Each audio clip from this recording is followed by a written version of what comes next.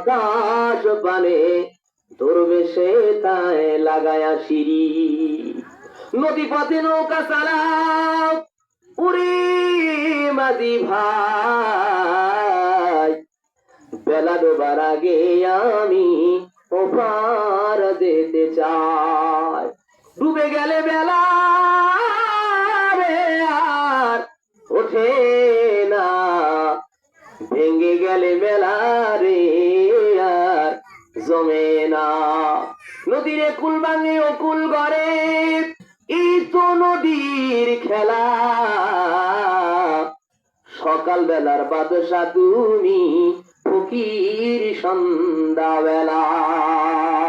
একটি খানি নেকির তরে রোজ হাসরের মাঠেতে, ছেলে ঘুরবে বাবার পিছে, বাবা ছেলের আগেতে। এমন কঠিন দিদি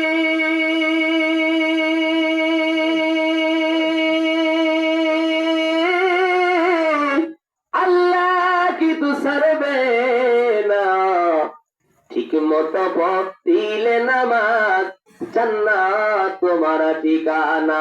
ঠিক মতো পড়লে নামাজ জান্নাত তোমার ঠিকানা। পশু পাখি কীট পতঙ্গ কেউ ঘুমিয়ে রইল না, মানুষ হয়ে ঘুমিয়ে থাকা ঠিকই তো মোদের হবে না। পশু পাখি কীট পতঙ্গ কেউ ঘুমিয়ে রইল না, মানুষ হয়ে ঘুমিয়ে থাকা ঠিকই তো মোদের হবে না। আর রোজ হাসরে আল্লাহ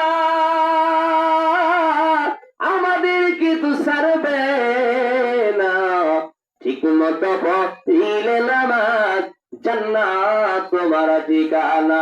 আমার প্রাণের ভাই বোনেরা জলদি করে উঠে যাও, ওযু করে তাড়াতাড়ি মাহফিলেতে বসে যাও। আমার প্রাণের ভাই বোনেরা জলদি করে উঠে যাও, ওযু করে তাড়াতাড়ি নামাজ পড়তে লেগে যাও। আর রোজ হাসরে নবী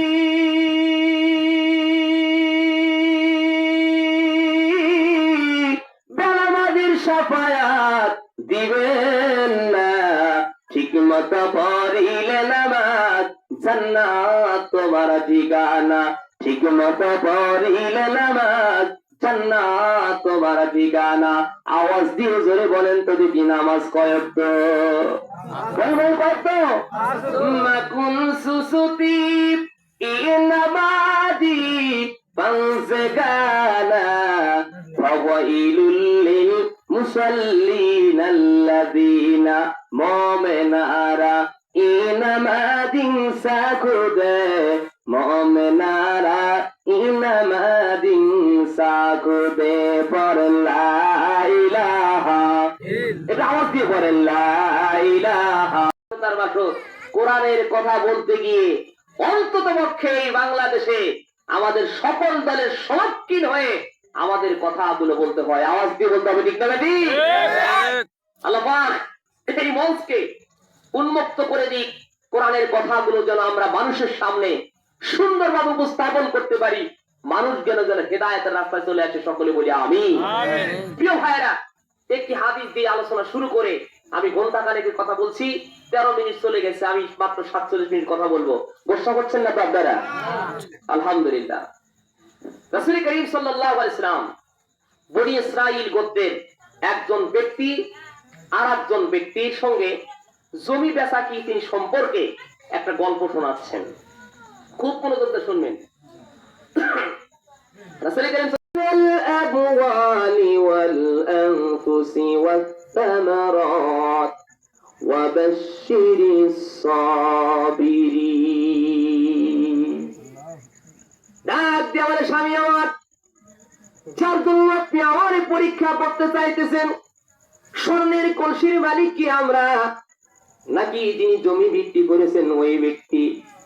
স্বামী আমার, আপনি কোন উত্তর দিবেন আমি জানি না, শুধু এতটুকু আমি আপনার কাছে পাবলিশ করলাম, আমি আমার উত্তরটা দিয়ে দিলাম। যার কাছ থেকে আপনি জমি ক্রয় করেছেন, শুধুমাত্র তার কাছ থেকে জমি ক্রয় করেছেন, তার কাছ থেকে স্বর্ণের কলসি ক্রয় করেন নাই। অতএব স্বামী আমার, এই স্বর্ণের কলসির মালিক আমরা নই, বরং যার কাছ থেকে জমি ক্রয় করেছেন ওই স্বর্ণের কলসির মালিক হলো তারা। একটু জোরে সরে বলা যাবে কি সুবহানাল্লাহ? সুবহানাল্লাহ। স্বর্ণের কলসিটা হাতের মধ্যে প্রিয়দিনী ভাইয়েরা আমার, তদ্বরণ করার অবস্থান দাদা, শ্রদ্ধেয় সম্মানিত আমার মায়েরা, আমার বোনেরা, গভীর মনোযোগ দিয়ে কথাটা কান দিয়ে শোনো। দেখো ইমান কারে কয়, আমি যে আয়াতে কারিমা তেলাওয়াত করেছি, আল্লাহ পাক